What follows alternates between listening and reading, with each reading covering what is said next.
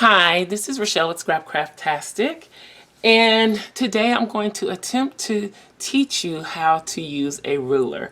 I created this infographic to help.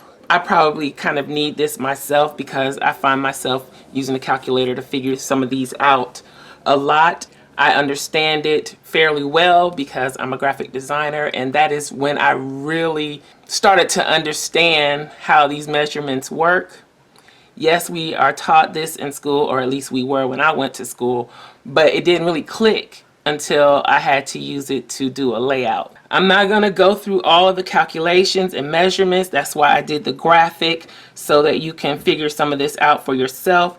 But these bigger ones are the main ones that are used, and I think it's a good idea to familiarize yourself with that.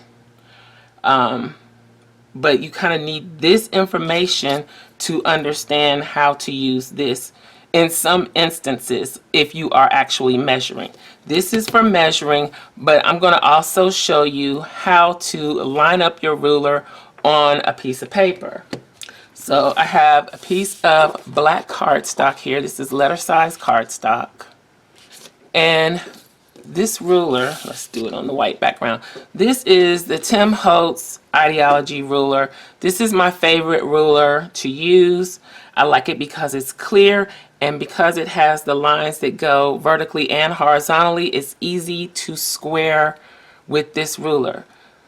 Getting something square is probably the most problematic part of using a ruler. Now, you can use things like a T-square or a triangle, which I don't have either one of those anymore, but you can use those as well to help square your lines. Whether or not you would need those kind of depends on what you're trying to measure. You can get a straight line if you have the right kind of paper trimmer, if you're trimming the paper, or a good ruler. We have a good ruler. And if you're cutting with a blade, I suggest a metal ruler like this. It has a cork backing to help eliminate slide. To me, this is a better ruler for using with a blade, even though the Tim Holtz ruler has this metal bar that I think this side is intended to use as an edge for a blade. I don't like it because I have the slip problem and I don't like the roundedness of it. I like that this is a squared edge.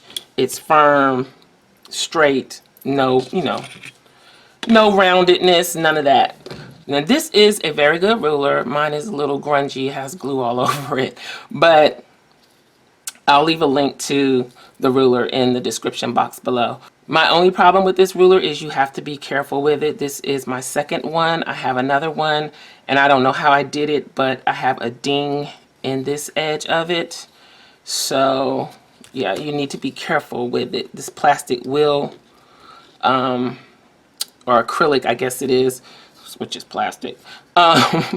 It will ding. You can break it, crack it, or whatever the case may be. So a little more about this Tim Holtz Ideology ruler.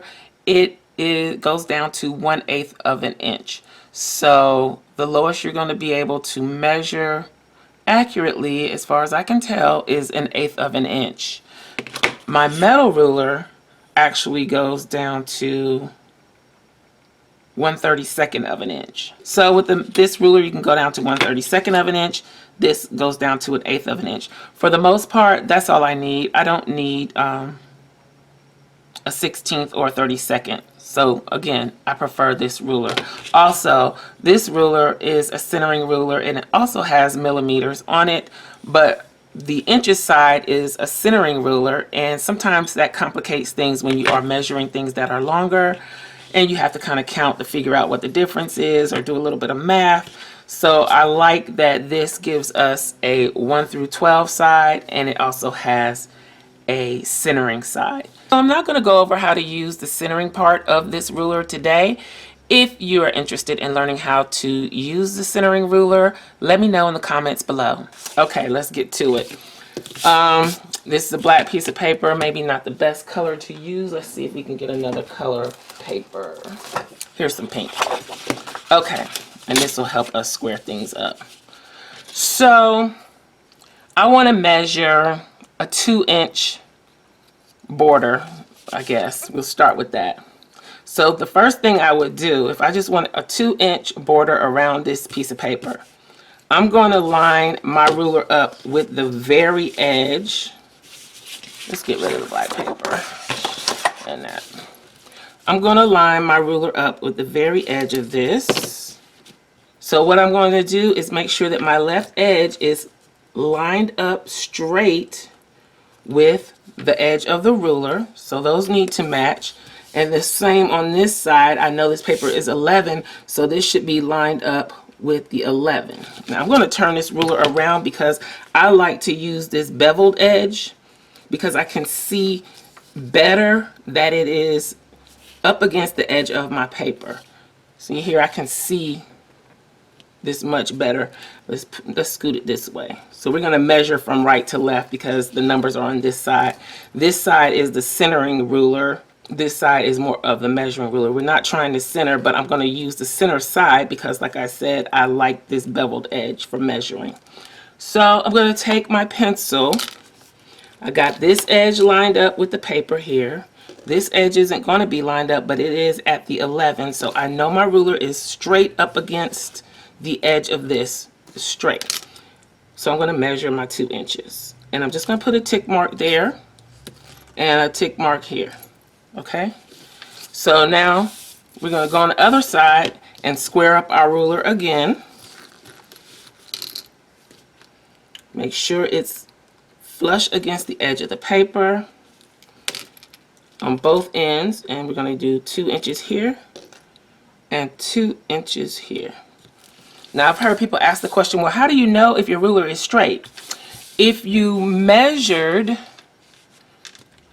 properly here where your little tick marks are, then your ruler will be straight because it'll be 2 inches from the bottom on this side and 2 inches from the bottom on that side. And then all we have to do is connect the dots.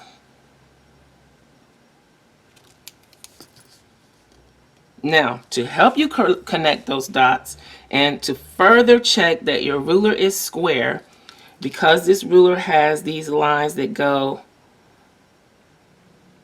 vertically, I guess in this case, yes, vertically, you can just match up that dashed line on both sides to make sure that it is straight and flush or squared with your paper. Here, I'm not doing any specific measurements. I'm just lining up my ruler. I can see that it is straight on that line. It's straight on that line. My 2 dots are connected, so I'm just going to draw my line. Okay, so we have 2 inches on that side, and we're going to do the same thing over on this side. And I'm doing these pencil marks dark because I want you to be able to see what I'm doing. But let's scoot that up. You don't need to do them that dark. That's just how I'm doing it. So I've got this squared here, squared here. My 2 dots are connected by the ruler. And I'm just going to take my pencil and connect the dots with the pencil. That's how you can measure and get a straight line. So when I did my initial measuring, doing the frame, the 2-inch frame on the edge of the paper, I used the ruler on the edge of the paper like this. I like to do that with this beveled edge, but you can also just put the ruler on the paper like this and measure like this. You still would do the same thing to line it up. You can either put the edge there or use the lines within the ruler to make sure that the ruler is squared against the paper, and then you would just be a little bit away from the edge and make your marks. So I'm just making some random marks. So you would basically do it the same way. It's just that the ruler would be sitting on top of the paper instead of against the edge like this. So I'm working in my planner and I decide I want to make a line. How do I line up the ruler to make sure that it's straight? Let's make a column like what we would have in our planner. Let's do that.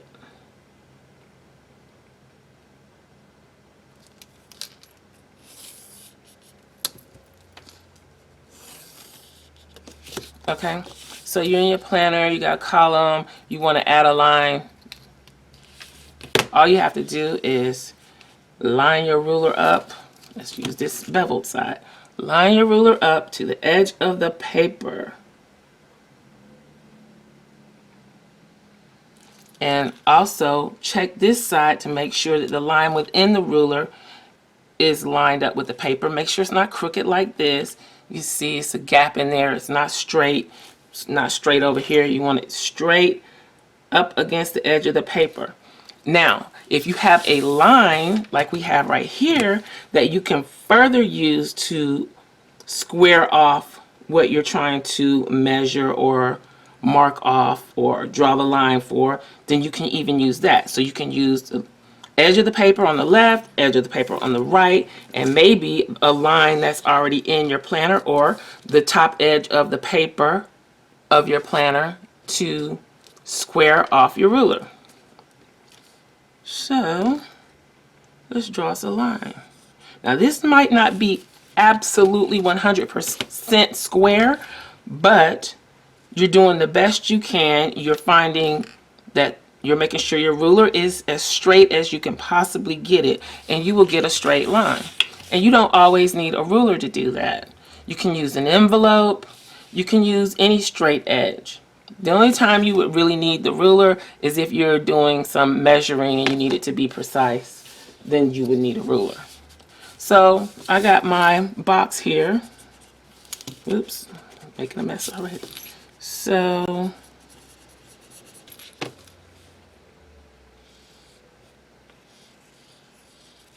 okay, now I want another box, but I want to make sure this box is 2.5 inches from that box.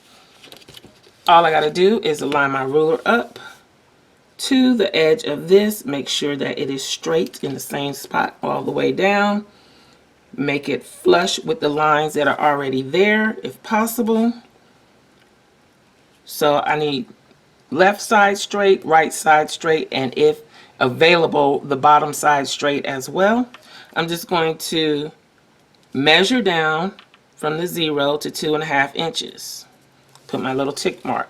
Then I'm going to do the same thing, lining it up with this line and the bottom line. This line at 0. So again, we're going to measure down 2.5. So we got 2 tick marks. Now all we got to do is square up our ruler, use the edge of the paper where possible, because your tick marks could be off. Usually we're operating from the standpoint that the paper is squared and was cut properly, so when possible, use the edge of the paper to square up your line, and then you just connect the dots. So we measured 2.5 inches on this side, 2.5 inches on that side with the dots, and then we drew our line, and we have a straight line. If you want to check to make sure that your line is square, that's where you would use a triangle. You could actually use a triangle to draw the line. I just don't have one. And then you could actually take something with a squared edge and check it to see if it's square. Just place it on there and see if it's square. Yes, it is.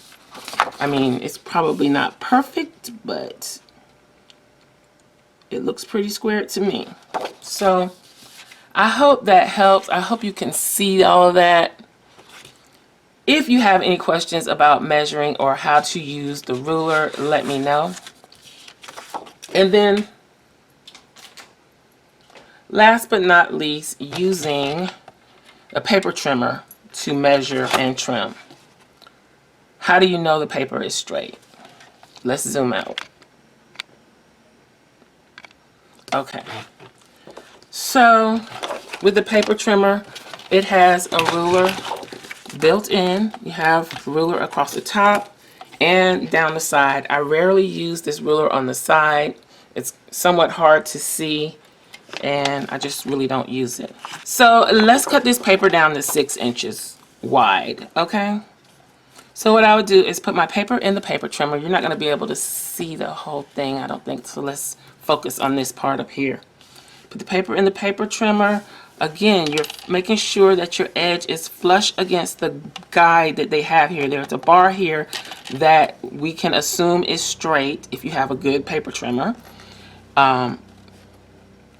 Make sure that the paper is pressed up against that bar, and then you can slide it back and forth carefully to the measurement that you want. So I said we're going to do 6 inches, so I'm going to line, make sure my top is at this edge all the way across the top, and then my side is aligned with the 6-inch line on the paper trimmer. So 6 inches on the paper trimmer, and so I want 6 inches on this side. And you can also use this bottom area if your paper meets a line down here to further make sure your paper is in the paper trimmer straight. So basically, the secret to squaring up your paper or your lines or using the ruler, whatever you're doing, is to make sure that as many sides as possible are checked and lined up and squared with something that we can already assume is straight, lined up, and squared. So if that makes sense. This is lined up straight. This is lined up straight. This is lined up straight. So hopefully our cut will come out straight. Now dealing with paper trimmers is a little different. So when you find one that cuts straight, stick with it. Okay. So there we have the excess that we cut off. And here we have our 6-inch by 11-inch piece. Say you want to cut this down even further. I think this is 2.5 inches. Yeah. So you want to make 2.5-inch squares. I suggest when you're going to cut a piece of paper that you've already cut that you don't use the side that you cut. Use the other edge. So we're going to use the original edge of the paper, and I'm going to put it at 2.5. So that's 2 inches, and then the mark in the middle of the 2 and the 3 is the 1/2 inch mark. So I'm going to put it at 2.5, and let's see if we can cut a square. I've got it lined up here, lined up here. There's nothing to line up here, so I've done my best with 2 sides to line it up straight. Let's cut. Okay, so we have a 2.5-inch square. And then we could continue to cut and make 2.5-inch squares. Just as long as you line this paper up with this top edge. Shouldn't be all like this. If you want to line it up on one of the lines that are going across horizontally, you could, but then you risk paper sliding or not being quite straight. If you're up against this little lip up here at the top, then you are straight. If this side is up against it and this side is up against it, then you should have a straight cut.